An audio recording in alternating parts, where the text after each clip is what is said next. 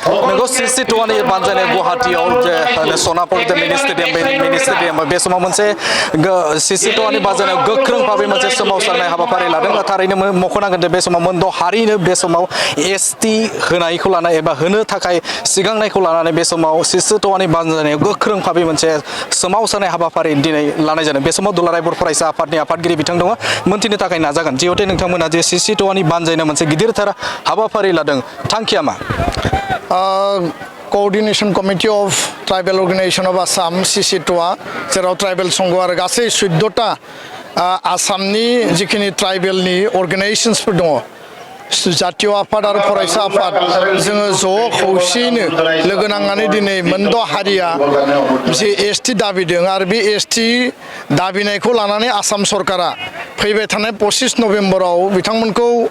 recommendation होनायनि थाखाय भारत सरकाराव जेराव 2019 आव राज्य सभायाव बे बिला टेबोल जानानै दङ बे बिलखौ पास खालामनो थाखाय आसाम सरकारा गोदानै रिकमेन्डेसन होनो नागिरदों आरो बिनि प्रटेस्टआव बेखौ हेंथा खालामनानै दिनै बेयाव 1 लाख माने ट्राइबेलफोरनि गेदारिं लानाय जादों आरो बेयो मात्र ट्रेलार आरो बिनि उनाव जुदि आसाम सरकाराव जबरदस्ति एक्जिस्टिं ट्राइबेलनि कन्स्टिटिउसनेल आरो पलिटिकेल राइट्स जोंनि स्कुल कलेज इउनिभार्सिटिनि एडमिशन मेडिकेल इन्जिनियारिंनि सिटनिफ्राय लानानै APSC UPSC गासै जिखिनि एडमिनिस्ट्रेसन आरो रिक्रुटमेन्ट बेबस्थायाव जिहेतु बियो जोंनि अधिकारखौ कब्जा खालामगोन 6 शेड्युलाव VCDCनिफ्राय लानानै अट'नमास काउन्सिलाव पन्चायतनिफ्राय लानानै काउन्सिलनि सिटफोरखौ लानानै एसेम्ब्लि आरो पार्लियामेन्टसिम जिहेतु बिथांमोननि जिहेतु पपुलेसना 1.5 कोटिनिबो बारा आरो एक्जिस्टिं ट्राइबेलनाव अनलि 45 लाख आरो बेबायदि जायोबा 1.5 कोटिखौ जुदि 45 लाखआव जाबसिननानै होयोब्ला एक्जिस्टिं ट्राइबेलनि जि अबस्था जागोन बे अबस्थाया दै गुदुङाव मै होनाय बायदि जागोन आरो बेखायनो कुनु कारनाव एक्जिस्टिं ट्राइबेला गोदानै ट्राइबेल थिसननायखौ जों लुबैया माने एडभान्स कमिउनिटि आरो पपुलास कमिउनिटि जायफोरनि सुबुं अनजिमाया बारा जायफोरा जौगानाय दिनै आहमा 600 बोसोर रायजो खुंदों आसामाव आहमनि चिफ मिनिस्टारा गोबां जानानै थांबाय आरो दिनैबो बिथांमोना आसामाव जायखिजाया प्रशासनिक पलिटिकेल बिथांमोना डमिनेन्ट बेबायदि समाव जुदि बिथांमोनखौ एसटि खालामनाय जायोबा आथिखालनि थाखानाय बर'जों लोगोसे राभा मिसिं गार' टिवा जोंनि ट्राइबेलफोरनि अबस्थाया मा जागोन दा बेखायनो 8 टाइम बिथांमोनखौ रिजेक्ट खालामदों आरजिआइआ आरो बायदिसिना माने राजनीतिक स्वार्थनि थाखाय राजनीतिक लबिनि थाखाय 2026 नि इलेक्शन आरो 2019 आव का आन्दोलनखौ माने फोजोबनो थाखाय बिथांमोना राज्य सभायाव बेखायदा लामाजों जि लामाया माने संबिधाना एलाउ खालामा जेराव क्राइटेरिया माने रिजेक्ट खालामदों बेबायदि बेखायदा लामाजों बिथांमोना टेबोल खालामदोंमोन आरो दिनै 2026 नि बे इलेक्शनखौ नायनानै आसाम सरकार भारत सरकारा बेखौ फिन आरो माने लांफिननायनि लामायाव आरो मोनद' हारिनि आफाद आरो गौथुम बिथांमोना दिनै आन्दोलन खालामगासिनो दङ जोंहा बिथांमोनजों हारियारि दाङाबाजि जानो गोनां गैया बिथांमोननि अयनाय जों मालाबाबो साना किन्तु जोंनि अधिकार जोंनि एक्जिस्टिं शेड्युल ट्राइबनि जिखिनि राइट्स एन्ड प्रिभिलेज कन्स्टिटिउसनेल आरो पलिटिकेल राइट्सखौ भंग खालामनानै गोदानै ट्राइबेल थिसननायखौ जों मालाबाबो हास्थाया आरो जुदि बिदि खालायोबा जारिमिना पुनराबृत्ति जागोन हिस्ट्रिया माने पुनराबृत्ति जागोन जाय कारनाव आसामा 7 सिस्टार जादों आरो एखे कारनाव जुदि भुल खालामोब्ला आसाम सरकार भारत सरकारा जोङो आलादायै रायजोखौ दाबिफिननो आन्दोलन खालामनो थाखाय बाध्य जागोन बे खोथाखौ आं स्पष्ट बुंबाय जिहेतु मोनसे बाथ्राखौ आसामनि गिबि मन्थ्रि बिथाङा बुंदों जे बे समाव गुबुन गुबुन राजखान्थि हान्जायाव बेवहाय जिहेतु मदद दङ आरो बेनि अनगायैबो ट्राइबेल नङै जिखुनु आफादफोर दं बे आफादफोराबो मोनद' हारिनि एसटि होनायाव बे समाव बिथांमोना बेरेखा बाथ्राखौ बुङाखै बे समाव ट्राइबेलफोरा जुजिनाङा माबायदि जागोन आसामनि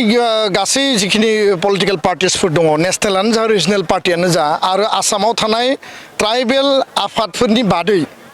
गासै आफादफोरानो आं नाम लानो सानाखै बयबो एसटि खालामनायनि माने फेभाराव दङ आरो बिथांमोना कनसेप्ट होनो नागिरो जे जुदि 6 जनगोष्ठी जनजातिकरण जायोबा आसामा ट्राइबेल स्टेट जागोन भारताव बेबायदि ट्राइबेल स्टेट नाय गैया मेघालयआव ट्राइबेलनि संख्या बारा मिजोरामाव ट्राइबेलनि संख्या बारा बे आलादा बाथ्रा बा छत्तीसगढ़ झारखन्डआव ट्राइबेल दङ किन्तु खोथाया जाहैबाय जे मोनसे रायजोखौ ट्राइबेल स्टेट होननानै कन्स्टिटिउसनाव बेबायदि प्रभिजन गैया बेखौ ओरैनो धारना होनाय जादों आरो बेखायनो जोंनि जि जुजिनांगोन जोंनि जि स्ट्रागलिं जोंनि जि रिभलिउसन बियो बिराद टाफ जागोन आरो बेखायनो जोंनि ट्राइबेलफ्रा थाखानाय जिखिनि जनजातिफोरनि जिखिनि जुजिनांगौ बिथिं बे जुजिनांगौआ माने गोख्रोंनिफ्राय गोख्रोंसिन जुजिनांगोन होननानै आं बुंनो नागिरो खारन आसाम सरकारा बिनि फेभाराव पलिटिकेल पार्टिफ्रा फेभाराव दल संगठनफ्रा फेभाराव अनलि एक्जिस्टिं ट्राइबेला बेखौ जों होबथादों कारना जाबाय बिथांमोनखौ गोदानै एसटि खालायबा थाखानाय एसटिनि जिखिनि अबस्था जि दा जोङो एसे एनै मोन्दों जि एसे एनै जोङो माने संबिधानिक जिखिनि सुबिदाखौ जोङो एन्टारटेन खालामदों बेबो जिर' जाहैगोन आरो कुनु जायगायाव इउनिभार्सिटि कलेज माने एडमिसन थार्ड ग्रेड फर्थ ग्रेडनिफ्राय लानानै नोङो भिसिडिसिनिफ्राय लानानै नोङो पन्सायतनिफ्राय लानानै वार्ड मेम्बारनिफ्राय लानानै जेरावबो जों देरहानाय नङा बिटिसिआबो खैफोदाव गोग्लैगोन नामा टटेलि खैफोदाव गोलैगोन बेयाव 6 सिडिउलनि थाखाय आलादा प्रभिजन अट'नमासनि थाखाय आलादा प्रभिजन बेबायदि कुनु मेनसन गैया ट्राइबेल माने अल ओभार इन्डिया मोनसेल' ट्राइबेल आसामाव हिल आरो प्लेन दङ दा जिखिनि हारिया ट्राइबेल बिथांमोना प्लेनाव थायो आरो जे माने आसामाव हिल आरो प्लेननि डिभिजनाव बिथांमोना प्लेननि ट्राइबेलनि स्टेटासखौ मोनबाय अल इन्डिया बेसिसाव जेला एसटिनि स्टेटासखौ मोनबाय अट'मेटिकेलि थाखानाय ट्राइबेल थाखानाय 6 सिडिउल काउन्सिल थाखानाय अट'नमास काउन्सिलनि अबस्थाया माने डेन्जार जागोन आं बेखौ नुदों मोनबेसे बाहागो लादों दिनै गासै 1 लाख टार्गेट बेयाव 26टा माने 14टा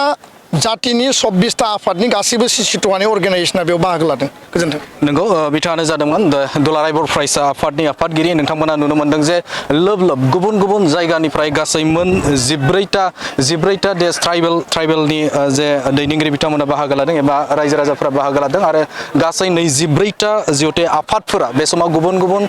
जे ट्राइबेलफोरनि जे आफादफोर माहारियारि